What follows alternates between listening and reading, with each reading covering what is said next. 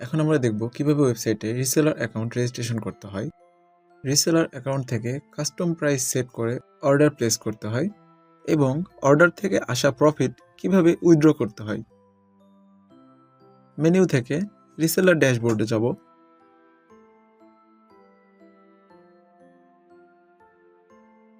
Create reseller account. User name, email, phone number, password দিয়ে রেজিস্টারে click করব।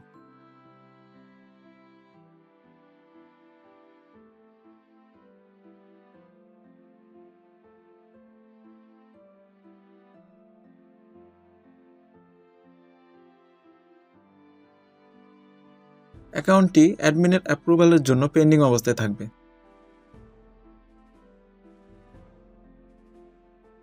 Approval পেয়ে গেলে ইউজার নেম এবং পাসওয়ার্ড দিয়ে লগ ইন করব।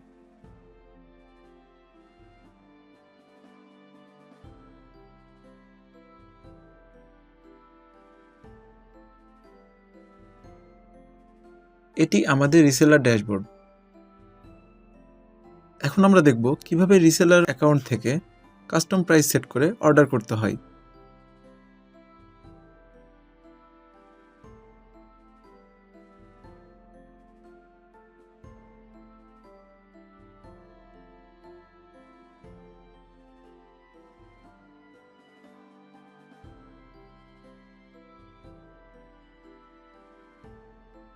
নির্ধারিত প্রাইস থেকে কিছুটা বাড়িয়ে বাই নাও-এ ক্লিক করব।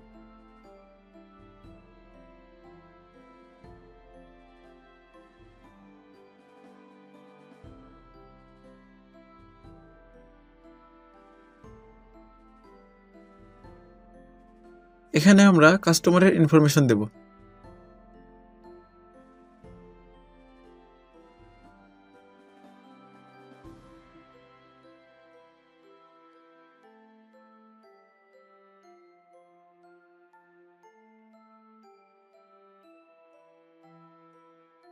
এখানে কাস্টমারের জন্য সেট করা কাস্টম প্রাইসটি দেখাচ্ছে।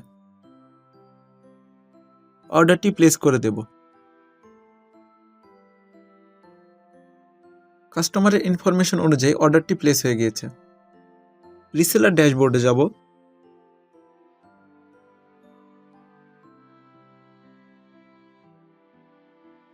অর্ডারটির প্রফিট এখানে পেন্ডিং ব্যালেন্স হিসাবে আছে।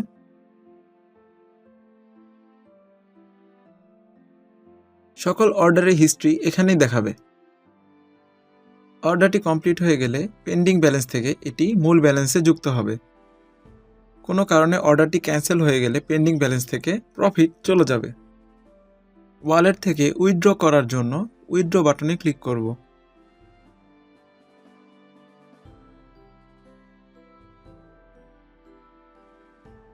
অ্যামাউন্ট, পেমেন্ট মেথড এবং পেমেন্ট ডিটেলস দিয়ে সাবমিট করে দেওয়া মাত্র উইথড্রয়াল রিকোয়েস্ট যাবে এবং সকল উইথড্রয়াল ইনফরমেশন উইথড্রয়াল হিস্ট্রিতে জমা থাকবে।